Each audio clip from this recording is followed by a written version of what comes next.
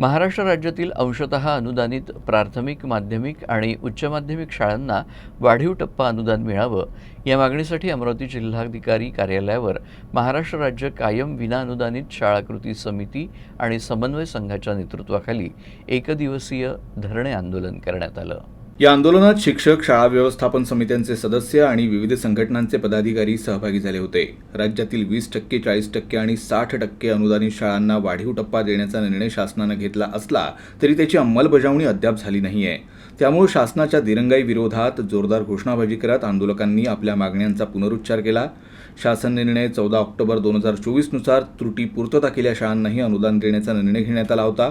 अघोषित प्राथमिक, माध्यमिक व उच्च माध्यमिक शाळा व वर्ग तुकड्यांची यादी तयार करून वाढीव अनुदानासह त्यांना घोषित करावं अशीही मागणी यावेळी करण्यात आली।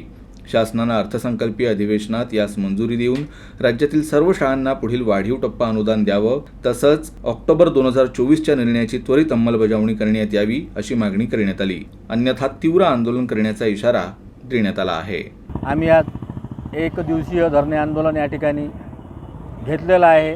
ते म्हणजे शासनाने 14 ऑक्टोबर 2025ला जो टप्पावाढीचा GR घेतला होता, GR काढला होता, त्याचबरोबर काही शाळा अघोषित होत्या त्यांना अनुदानासह घोषित करण्याचा सुद्धा GR काढलेला होता, परंतु त्या GRची पूर्तता अजूनपर्यंत झाली नाही।